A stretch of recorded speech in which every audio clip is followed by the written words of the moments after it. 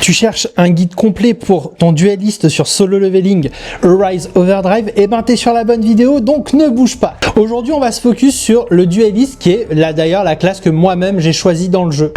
Donc tout simplement on va un peu se focus sur tout ce qui est compétences, stats et ses armes. Donc au tout début on démarre avec épée marteau, du moins épée arme à deux mains, et par la suite tout simplement on va pouvoir, en tout cas on va voir ensemble que on pourrait tester d'autres armes, même si on va quand même se focus sur arme à deux mains et l'épée bien sûr, et vous allez voir qu'il y a quelques petites particularités qui peuvent ne pas être intuitives pour maxer vos DPS.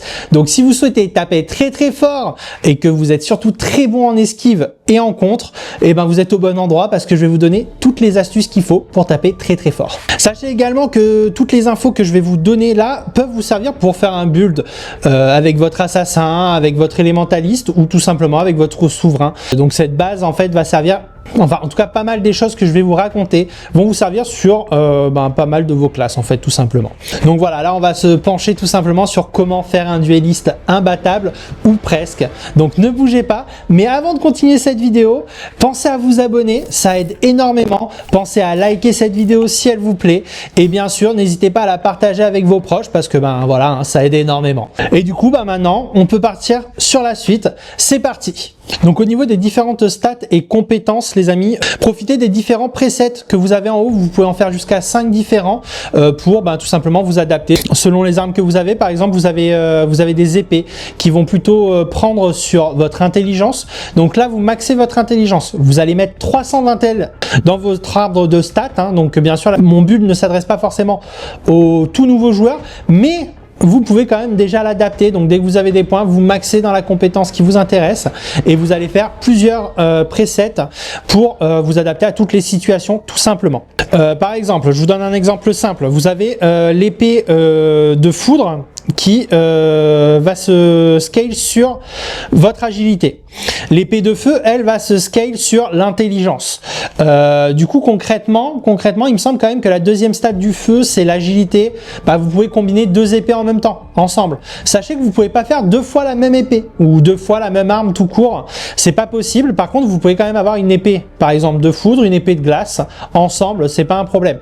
C'est pas forcément le plus opti, parce que forcément, les deux ne prennent pas sur la même statistique. Mais sachez que voilà, en tout cas, dépasser les 300. Vos stats générales, votre stat en tout cas, vos stats qui sont augmentées vont tout simplement commencer à stagner au-delà des 300. Donc c'est pas très intéressant de dépasser les 300 pour le moment. En tout cas, c'est mon ressenti.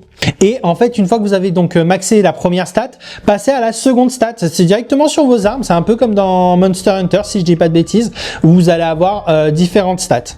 Voilà, donc premier agilité, deuxième par exemple vitalité, et deuxième stat que vous allez commencer à essayer de monter à 300, c'est la vitalité. Voilà, tout simplement. Si vous adaptez ça sur toutes vos armes, vous allez voir que vos 5 presets vont beaucoup vous servir pour vraiment vous adapter selon les donjons, sachant que sur chaque donjon, les mobs craignent différents éléments, et là aussi ça va être très important pour aller un peu taper dans le endgame.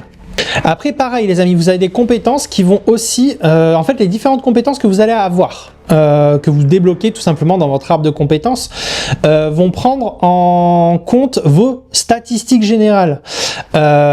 Du coup, pareil, il faut essayer d'aller un petit peu adapter pour aller chercher ce qui vous correspond le mieux selon vos teams. Sachez que même si vous démarrez dueliste, vous pouvez aller chercher dans n'importe quel autre arbre, c'est pas vraiment un souci. Bon, moi je suis resté très focus, hein, voilà, on reste dueliste, on est dueliste, on prend dueliste, on vit dueliste. Voilà, en tout cas c'est ma façon d'un peu voir les choses, mais voilà, si vous voulez maxer au maximum les dégâts, si vous voulez maxer au maximum, c'est pas mal ça. Si vous voulez vraiment maxer vos dégâts, tout simplement, il faut vraiment se focus sur ces statistiques qui vont vraiment du coup faire monter vos dégâts progressivement, et vous allez vraiment sentir la différence. En tout cas, tous ceux à qui je l'ai conseillé m'ont dit qu'effectivement on voyait une vraie différence en le faisant. Ce que je peux vous conseiller, en tout cas au niveau des compétences, déjà pour un peu vous faciliter la tâche, si vous maxez force, comme moi, hein, par exemple là actuellement je joue pas mal avec la force, mais j'ai quand même un build intelligence et un build agilité. Du coup la compétence qu'il faut absolument mettre c'est swing, parce qu'elle scale tout simplement sur votre force. Et après vous avez le choix entre oblitération et foulée de l'ombre, qui toutes les deux vont un petit peu prendre sur votre force. Donc voilà, hein, c'est un petit peu les conseils que je peux vous donner, c'est partez là-dessus. Voilà, tout simplement si vous êtes force, mais voilà, pensez à faire un build force, un build agilité, un build intelligence, un build perception. Voilà, ça va pouvoir vous permettre de vraiment switcher d'armes sans aucun problème. Tout simplement, juste vous allez changer et après vous adaptez un peu vos compétences. Potentiellement, n'hésitez pas à investir dans un autre arbre qui irait justement vous donner une compétence qui va bien marcher avec votre stat, plutôt qu'aller forcément comme moi, par exemple moi c'est l'erreur que j'ai faite, aller prendre dans l'arbre du duelliste et tout simplement derrière en fait cette compétence n'est pas maxée par rapport aux statistiques que vous avez choisies. Puis maintenant passons un petit peu aux armes et aux artefacts, c'est parti. Donc au niveau des armes les amis, les conseils que je peux vous donner en tant que duelliste, c'est vraiment vous avez tous les éléments qu'il vous faut sensiblement dans les épées déjà. Donc n'hésitez pas à mettre 2 épées si besoin, ça vous permet d'avoir vraiment une grosse dextérité. Je pense que c'est le bon mot. Vraiment, en tout cas, vous allez avoir une grosse force d'attaque. Vous allez taper très très vite. Ça vous permet de taper et vite vous casser. Alors que l'arme à deux mains est beaucoup plus lourde. Hein, vous allez quand même causer du gros dégât avec l'arme à deux mains. Mais par contre, vu qu'on max une stat, vous êtes plus fragile aussi, donc attention. En tout cas pour les armes, adaptez-les à vos donjons. Si vous faut du feu, vous adaptez votre arme en feu.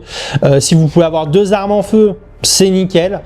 Sinon, essayez d'en prendre au moins une et essayez de ne pas prendre prendre un élément qui pourrait bien s'associer avec. En tout cas, ça peut bien marcher. Voilà, pour pouvoir envoyer un petit peu du gel. Je sais pas, moi je joue beaucoup par exemple épée de feu et épée de glace parce que les deux vont prendre sur l'intelligence.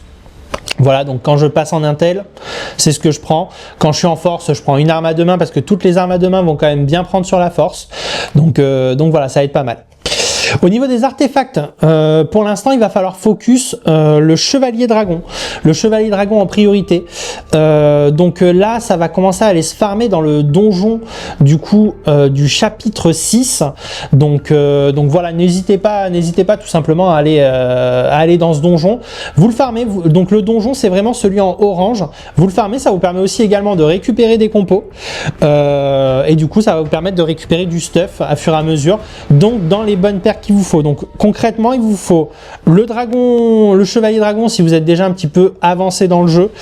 Sinon, vous pourrez partir sur le paladin ou le garde du palais qui correspond bien à notre conception du duelliste, parce qu'en fait on va aller chercher de la défense supplémentaire pour vraiment pouvoir vous focus sur les dégâts. Voilà, en tout cas moi vraiment je me focus là-dessus, sur ces artefacts là, parce que j'estime que la défense c'est quelque chose qui va nous apporter un peu plus de stabilité dans nos builds qui sont peut-être un peu fragiles pour certains. Donc voilà, il faut pas hésiter. Par exemple, quand vous êtes en full intelligence, vous n'avez pas de réduction de dégâts, donc vous prenez très très cher, vous n'avez pas forcément de la vita non plus en seconde stat, donc ultra important vraiment de focus des artefacts qui vont vous permettre de récupérer en défense.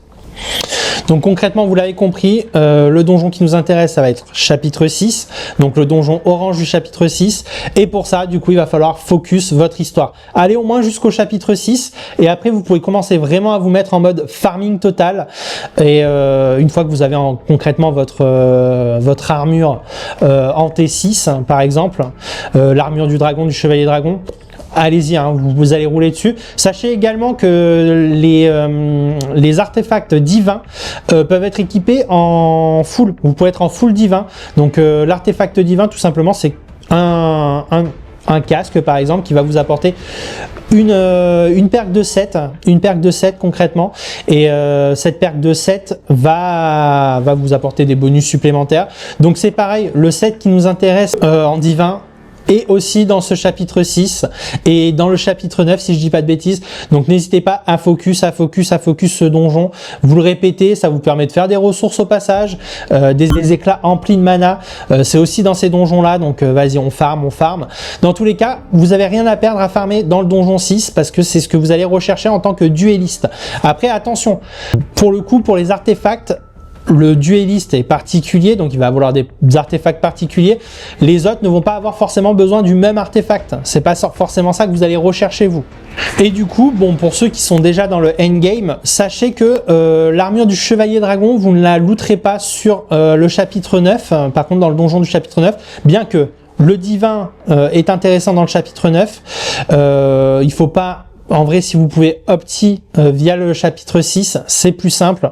C'est plus simple et ça vous apportera plus de stabilité dans votre build pour commencer. Après, si vous pouvez déjà aller taper du T10, allez-y, foncez, faites-vous plaisir. Il faut pas hésiter. En conclusion, les amigos, en conclusion, comme vous pouvez voir, ce build pour l'instant aura certainement des updates dans le futur, sachant qu'il y aura certainement des DLC sur le jeu.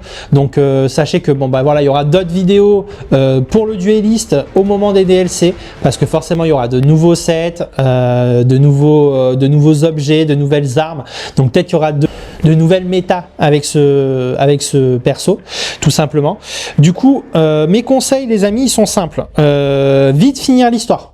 Au moins après derrière vous farmez à fond tout ce qui est donjon, ça vous permet de vraiment stuff vos teams et votre Sun Jingwu. Pensez à bien adapter vos teams dans chaque donjon. Donc si l'élément faible c'est le feu, vous envoyez du feu.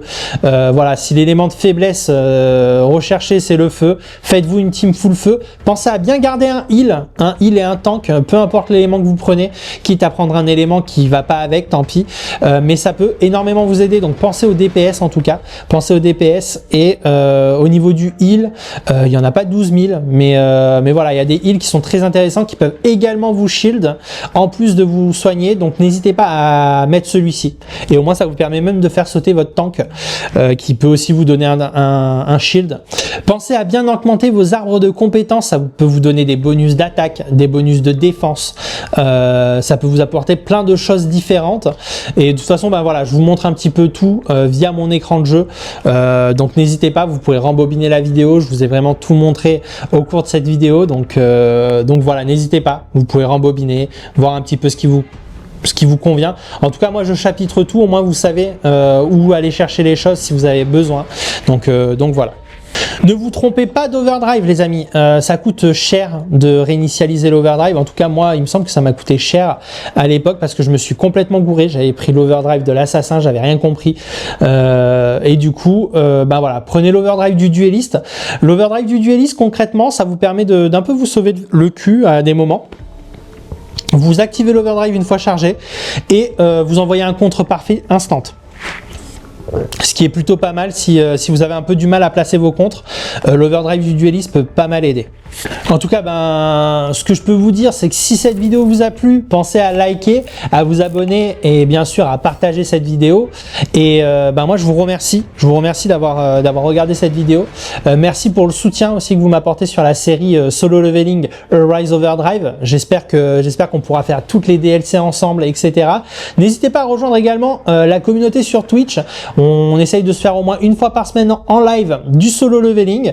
Donc voilà, même vos conseils à vous peuvent m'intéresser, tout simplement pour peut-être les adapter dans une future vidéo. Donc voilà, n'hésitez pas à passer et à faire un petit coucou, ça fait toujours plaisir. Et sinon en commentaire, dites-moi un petit peu vous, c'est quoi la combinaison d'armes que vous kiffez le plus? Ça m'intéresse un petit peu. Mettez-moi aussi votre classe, tout simplement, pour voir un petit peu les combinaisons que vous faites avec vos classes. Ça peut être ultra intéressant. En tout cas, moi ça m'intéresse. Donc voilà, n'hésitez pas directement en commentaire. Et sinon, en attendant une future vidéo, prenez soin de vous, prenez soin de nos amis pixelisés et à très bientôt pour toujours plus de gaming. Ciao ciao.